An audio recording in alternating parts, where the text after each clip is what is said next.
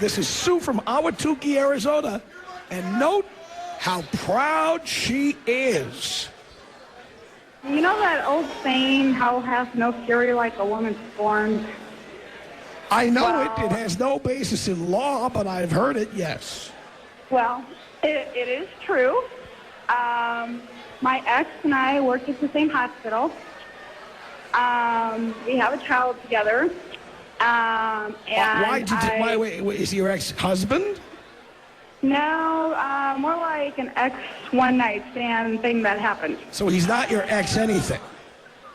Well, he's dead now. He's dead now. He's dead now. Well, we'll get to We'll get to that part in a second. So let me guess.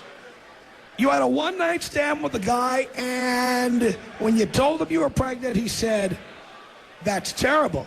Please don't have this baby." No. What did he say?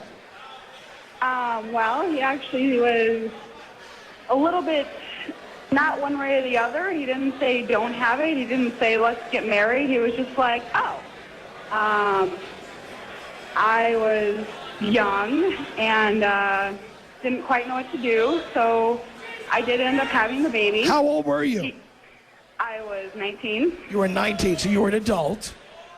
Well, yes, but a little naive, inexperienced. But an adult. Right. All yes. right. Hadn't had that many boyfriends, that kind of thing. All right. I'm a nurse, work at a hospital. So is he. So I had the baby, and then he refused to give me child support. So since I happen to know where he worked, I petitioned that with the court, and they started taking it from his check every month. Well, he got mad. He quit his job so that I couldn't get child support. I got really mad. I went over and tried to talk to him just about doing some under-the-table money. He wouldn't listen, so I shot him. You shot him? Oh, yes, I did. You shot him dead? I did. And so, how often do they let you make calls from prison? I got away with it. How did you get away with it? Well, when the cops show up and you're a blubbering, crying woman saying that, oh, he was young and free, and plus he had been drinking all day. His blood alcohol level was over 3 times the legal limit. At least that's what the autopsy said. Oh, he was young. He just pulled out his gun and shot himself, and I'll be darned if they were okay with that. Wait a minute. So, I'm going to ask you a question here, and I'm being completely serious because this is very important. So let me get, first of all, I want to get it straight what you said, and then I'm going to ask you a question. Okay. All right. So you had a one-night stand with a guy, and he knocked you up. Is that right? Right. And you went to him, and you told him you were going to have a baby. Right. And he didn't say have an abortion or anything. He didn't offer to marry you. So you went ahead and had the baby. Right. And when you had the baby, he wouldn't give any child support. Correct. So you went to family court, and they started taking the money out of his paycheck. Yes. So he quit his job so they couldn't garnish the money out of his paycheck. Yes. So you went and talked to him and asked him to give you some cash, and he refused. So you shot and killed him. With his own 9mm right in the heart. And, you know, I'm a nurse, so I know right where to aim for. Okay. Okay. Sue, that's good. I'm glad you're telling me this, and here's why. Let me ask you a question. So you went on trial, of course. No. You were never on trial. No. So you told the police, let me understand this. You lied to the police. Right. I said he shot himself. You said that he shot himself, and the police believed it. Yes, they did. And so you got away with it. Yes, I did. All right, now, Sue, I'm not an attorney. You're in Ahwatukee. Where do you live? Do you live in Phoenix or Ahwatukee? Ahwatukee. You live in Ahwatukee. All right. Mm-hmm. Well, here's the bad news, Sue. Since you never went on trial, you just confessed on a national radio program to committing murder. Well, but you know what? They have to prove it, and he's been cremated. Yeah, but they've got your confession on tape. You just confessed.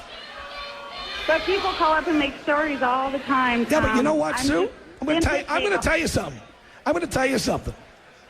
We have an 800 number, and when you call in, because we pay for the call, we have your phone number. And I'm Well, that's fine. It's not my cell phone. It's my Doesn't friend. matter, because the police department's going to find you. And when we find you, you will go on trial.